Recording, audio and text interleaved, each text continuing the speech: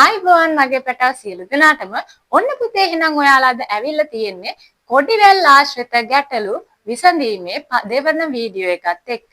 පළවෙනි වීඩියෝ එක බලපු නැති අය මුලින්ම දුවලා ගිහිල්ලා පළවෙනි වීඩියෝ එක බලලා ඉන්න. ඒක බලපු අයට අනිවාර්යෙන්ම මම හිතනවා පැටව මේක හොඳටම තේරෙනවා ඇති. එහෙනම් කියමු බලන්න මෙන්න මේ වගේ ප්‍රශ්නයක් ආවොත් කොහොමද ඔයාලා උත්තර දෙන්නේ කියලා. අපි බලමු මේ ප්‍රශ්නේ කොහොමද මේකට පිළිතුරු ලියන්නේ කියලා. හරි පුතේ. කියවන්න මාත් එක්ක හැමෝම එන්නකෝ මාත් එක්ක අපි ඇවිල්ලා කට්ටියත් එක්කම සාකච්ඡා කරලා මේකට උත්තර ලියමු. එහෙනම් කියන්න මගේ පැටව හැමෝම එකතු වෙලා රතු සුදු නිල් කොළ කහ යන අණුපිළිවෙලට රටාවක් පිහිටන ආකාරයට කොඩි දමා ඇති කොඩි වැලක 60 වන කොඩියේ පාට කුමක්ද? අපෙන් අහලා තියෙනවා ඔන්න කොඩි වැලක් තියනෝලු පාට ටිකක් දීලා තියෙනවා. අන්නේ අණුපිළිවෙලටලු තියෙන්නේ පුතේ. ඒ අණුපිළිවෙලට තියෙනකොට 60 වන කොඩියේ පාට තමයි අපෙන් අහලා තියෙන්නේ. ටීචර් එදා කිව්වා ඔයාලට හොඳටම මතකයි කොහොමද මේ වගේ ප්‍රශ්නයක් ආවොත් අපි උත්තර ලියන්නේ. එතකොට අපි 60ට එනකන් ඉලක්කම් දාලාද ලියන්නේ. එහෙම කරනවද පුතේ? නෑ නේද? එහෙම කරොත් අපිට වෙලාව ඉතුරු වෙනවද? එතකොට අපිට මේ ප්‍රශ්න විතරයි විභාගයට ලියන්න වෙන්නේ. එහෙනම් පුතේ අපි මොකද්ද කරන්නේ? මුලින්ම කරන දේ කියන්න. අපි එහෙනම් මුලින්ම කරනවා මෙන්න මේ පාට ටික අණුපිළිවෙලට ලියා ගන්නවා. හරි එහෙනම් අපි ලියමුකෝ. මට කියන්න බලන්න කොහොමද එන්න ඕනේ පාට ටික කියලා. මුලින්ම රතු සුදු නිල් කොළ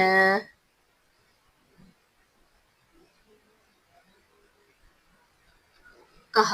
ඔන්න පුතේ අපි පාට ටික හොයාගත්තා. මොනවාද පාට ටික? රතු සුදු නිල් කොළ කහ කියලා ඔන්න හොයාගත්තා. ඊළඟට අපි මොකද කරන්නේ? මුලින්ම අපි ඕනනම් මේක ලේසියට අපි මේ අවසානයකට බිඳුව දාලා යමු. ඊට පස්සේ පිළිවෙලට 1 2 3 4 කියලා දා ගන්නවා. 1 2 3 4 ඔන්න. දැන් 5යිනේ තියෙන්නේ. අපි අවසානයක එදා ටීචර් කිව්වා අවසාන එකට ඉලක්කමක් දාන්න නැහැ. ඒකට අපි දාන්නේ බිඳුව කියලා. එහෙනම් ඔන්න 5ක් තියෙනවා. 4 දක්වා ලිව්වා. ඊළඟට අවසාන එකට බිඳුව කියලා අපි දැම්මා. ඊළඟට මොකද කරන්නේ? ඊළඟට අපෙන් අහලා තියෙන පුතේ කීවෙනි කොඩියේ පාටද? ඔන්න අපෙන් අහලා තියෙනවා 60 වන කොඩියේ පාට කුමක්ද කියලා. හරි එහෙනම් අපි ඊළඟට මොකද්ද කරන්නේ? කෝ කියන්න බලන්න කට්ටිය. හරිද? අපි එහෙනම් මුලින්ම කරන්නේ ඊළඟට කරන්නේ 60 වන කොඩියේ පාට නම් අපෙන් අහලා තියෙන්නේ මේ 60 බෙදන්න ඕනේ පුතේ කීයෙන්ද? කීයෙන්ද පුතේ අපි මේ 60 බෙදන්නේ? මෙතන අපිට දීලා තියෙනවා පාට කීයක්ද? පාට 5ක් දීලා තියෙනවා. එහෙනම් අපි මේ බෙදන්නේ පුතේ මේ 65න් බෙදනවා. කො මට කියන්න බලන්න මේ 60 කොහොමද මේ 5න් බෙදන්නේ කියලා. හරි. එහෙනම් අපි බලමු මුලින්ම මේ 6ට 5ව කීයක් තියෙනවද කියලා බලනවා පුතේ. 6ට 5ව 1යි. එක් වාරයක් 5 5යි. 6න් 5ක් අඩු කරාම 1යි. මේ බිඳුව ගේනවා 15ට. ඊට පස්සේ අපි බලනවා කීයටද? මේ 10ට තමයි බලන්නේ. 10ට 5ව 2යි. දෙවාරයක් 5 10යි. එහෙනම් 10න් 10ක් අඩු කරාම කීයද පුතේ? ඔන්න බිඳුවයි. දැන් අපිට මෙන්න මේ කොඩිවැල් ආශ්‍රිත ගැටලු විසඳීමේදී අපිට මෙන්න මේක අදාළද? අපිට මේක අදාළ නෑ කොඩිවැල් ආශ්‍රිත ගැටලු විසඳනකොට. අපිට ඕනේ මෙන්න මෙතන එන දේ තමයි අපිට වැදගත්. එහෙනම් අපිට අවසානයේ ඉතුරුයි කියලා ආවේ කීයක්ද? බිඳුව. එහෙනම් අපි කරන්නේ පුතේ මෙන්න මෙතන බලනවා බිඳුව තියෙන්නේ කොතනද කියලා. එහෙනම් කියන්න බිඳුව තියෙන්නේ කොතනද? කහ කියන තැන තමයි බිඳුව තියෙන්නේ. එහෙනම් කියන්න මෙන්න මේ කොඩි වැලේ 60 වන කොඩියේ පාට මොකද්ද පුතේ? කහ පාට කියලා අපි හොයාගත්තා. එහෙනම් මට කියන්න මේක ඇත්තටම අමාරුයිද මේ වගේ ගාණක් ආවොත් ඔයාලට? නෑ නේද? එහෙනම් මම තව මේ වගේ කොඩිවැල් ආශ්‍රිත ගැටලු, හැබැයි මේක කොඩිවැල් නෙමෙයි. කොඩිවැල් නැතුව වෙන ප්‍රශ්නයක් කොහොමද හදන්නේ කියලා මම ඔයාලට කියලා දෙන්නම්. හරි මගේ පුතේ, ඔන්න ඔයාලට ටීචර් තවත් ප්‍රශ්නයක් ගෙනල්ලා තියෙනවා. මේකේ පුතේ කියලා තියෙන්නේ කොඩි වැලක් ගැන නෙමෙයි. මේකේ කියලා තියෙන්නේ මල් වැලක් ගැන. හැබැයි මේ ප්‍රශ්නේ විසඳන්නේ මෙන්න මේ විදියටම තමයි. කොඩි වැල් ආශ්‍රිත ගැටලු විසඳන ආකාරයටම තමයි පුතේ මේ වගේ ගැටලුවක් අපි ආවත් විසඳන්නේ. එහෙනම් බලමු. දැන් ටීචර් නෙමෙයි කියන්නේ, ඔන්න ඔයාලා මාත් එක්ක කියන්න ඕනේ කොහොමද මෙන්න මේ ගැටලුව විසඳන්නේ කියලා. කියන්න බලන්න. එහෙනම් අපි මුලින්ම මොකද්ද කරන්නේ? මුලින්ම කරන්නේ ඉතින්ලාම මේ තියෙන පාට ටික අපි ලියා ගන්න ඕනේ. එහෙනම් අපි ලියා ගමුකෝ. මුලින්ම තියෙනවා රතු, කහ, නිල්, රෝස. මේ මල් වලේ පුතේ පාට කීයක මල් තියනවද? පාට 4ක මල් තියනවා. මොනවාද පාට 4? රතු, කහ, නිල්, රෝස. එහෙනම් ඔන්න අපි මුලින්ම අවසානයකට බිඳුව දැම්මා. ඊට පස්සේ 1 2 3 කියලා දැම්මා. ඔයාලා පටලව ගන්න එපා. මම එදා අවසානයේට තමයි බිඳුව දැම්මේ. හැබැයි ඒ විදියටත් පුළුවන්, මේ විදියටත් පුළුවන්. 1 2 3 දාලා අවසානයකට අපි බිඳුව කියලා දානවා. ඊට පස්සේ මොකද්ද පුතේ කරන්නේ? අපෙන් අහලා තියෙන්නේ පුතේ මල් වලේ 54 වෙනි මලේ පාට මොකද්ද කියලා.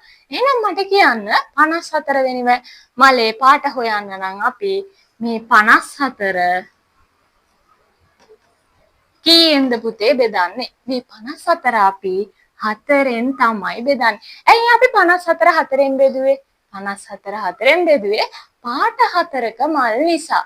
එහෙනම් ඔන්න මට කියන්න 5ට 4 ඒවා 1යි, එක් වාරයක් 4 4යි, 5න් 4ක් අඩු වුණාම කීයද? 1යි. මේ 4 ගේනවා මගේ පුතේ 15ට. ඊට පස්සේ අපි මෙන්න මේ 14ට තමයි බලන්නේ. 14ට 4 ඒවා කීයද? 3යි. 3 වාරයක් 4 12යි. 4ෙන් 2ක් අඩු කරාම 2යි. 1න් 1ක් බිඳුවයි. එහෙනම් ඔන්න අපිට මෙතන උත්තරේ ආවා 54 4ෙන් බෙදුවම 13යි ඉතුරුයි 2යි කියලා ඔන්න උත්තරේ ආවා. එතකොට අපි බලන්නේ මේ උත්තරේද? නෑ පුතේ, මෙන්න මෙතන ඉතුරු ගාන. ඉතුරු ගාන අපිට කීය කියලාද ආවේ? 2යි කියලා ආවා. 2යි නම් මෙන්න මෙතන තියෙනවා 2 ගාව. මොකක්ද එහෙනම් 54 වෙනි මලේ පාට? කහ මලක් තමයි එතන තියෙන්න ඕනේ. හරි මගේ පුතේ, ඔන්න ඔයාලට ටීචර් වෙනස්ම ආකාරයේ ප්‍රශ්නයක් ගෙනල්ලා තියෙනවා. මීට ඉස්සෙල්ලා සාකච්ඡා කරපු නැති වෙනස්ම විදිහේ ගැටලුවක් තමයි දැන් ඔයාලත් එක්ක මම සාකච්ඡා කරන්නේ. බලන්නකෝ මෙන්න මේ ගැටලුව චුට්ටක්. පේලියක ගැහැණු ළමයෙක් පිරිමි ළමයෙක් යන අනුපිළිවෙලට ළමයි 70 දෙනෙකු සිටගෙන සිටිති. ඉන් අන්තිම ළමයා ගැහැණු ළමයෙක්ද පිරිමි ළමයෙක්ද? 70 දෙනෙක් ඉන්නෝලු. මේ 70 දෙනාගෙන් අන්තිම ළමයා ගෑනු ළමයෙක්ද පිරිමි ළමයෙක්ද කියලා අහලා තියෙන්නේ. ඒ කියන්නේ අපිට 70 වෙනියට ඉන්නේ ගෑනු ළමයෙක්ද පිරිමි ළමයෙක්ද කියලා අහලා තියෙන්නේ. මේ වගේ ප්‍රශ්නයක් ආවොත් පුතේ පටලව ගන්න එපා. මේකේ අහලා තියෙන්නේ තරකම තමයි. 70 වෙනියට ඉන්නේ ගෑනු ළමයෙක්ද පිරිමි ළමයෙක්ද කියලා අහලා තියෙන්නේ. එහෙනම් අපි මේ වගේ ගැටලුවක් ආවොත් කොහොමද අපි විසඳන්නේ මගේ පුතේ? මුලින්ම ලියනවා ගැහැණු ළමයි පිරිමි ළමයි. ඊට පස්සේ අපිට දෙන්නයි ඉන්නේ. මේ පළවෙනි එක්කෙනාට 1 කියලා දානවා. මෙයාට 2 කියලා දාන්නේ. බිඳුව කියලා තමයි අපි දාන්නේ. එහෙනම් අපෙන් අහලා තියෙන්නේ 70 දෙනෙකු සිටගෙන ඉන්න පේලියක අන්තිමයා ගෑනු ළමයෙක්ද පිරිමි ළමයෙක්ද කියලා අහලා තියෙන්නේ. එහෙනම් අපෙන් අහන්නේ 70 වෙනියට ඉන්නේ ගෑනු ළමයෙක්ද පිරිමි ළමයෙක්ද කියලා. ඔන්න එහෙනම් අපි 70 කීයෙන්ද බෙදන්නේ පුතේ? මෙතන කී දෙනෙක්ද ඉන්නේ? ගෑන් ළමයි පිරිමි ළමයි. කණ්ඩායම් දෙකක් තමයි ඉන්නේ. එහෙනම් අපි මේ 70 බෙදන්නේ පුතේ දෙකෙන්. 7ට 2 ඒවා 3යි. 3 වාරයක් 2 6යි. 7න් 6ක් අඩු කරාම 1යි. මේ බිඳුව ගේනවා අපි 15ට. ඊට පස්සේ 10ට 2 ඒවා 5යි. 5 වාරයක් 2 10යි. 10න් 10ක් අඩු කරාම බිඳුවයි. ඔන්න අපිට උත්තරේ ආවා 72කින් බෙදුවට පස්සේ 35යි. අපිට මේක වැඩක් නැහැ. අපිට ඕනේ මෙන්න මේක. ඉතුරු ගාන පුතේ එහෙනම් කීයයිද ඉතුරු? බිඳුවයි. එහෙනම් බිඳුව කියන්නේ මොකද්ද? පිරිමි ළමයෙක්. එහෙනම් පේලියක ගැහැණු ළමයෙක් පිරිමි ළමයෙක් යන පිළිවෙලට ළමයි 70 දෙනෙකු සිටගෙන ඉන්න පොලිමේ අන්තිම යා ගැහැණු ළමයෙක්ද පිරිමි ළමයෙක්ද පුතේ? පිරිමි ළමයෙක් කියලා අපි හොයාගත්තා. පුතේ ඇත්තටම ප්‍රශ්න අමාරු නෑ. අපි හිතන විදියයි වෙනස් කරගන්න ඕනේ. පොඩ්ඩක් ඔළුව වෙහෙසලා අපි හිතුවොත් ඇත්තටම මේ ප්‍රශ්නෙට උත්තරේ හරිම ලේසි එකක් වෙන්න පුළුවන්. එහෙනම් පුතේ මම අදට යනවා. ඔයාලට ආයුබෝවන්.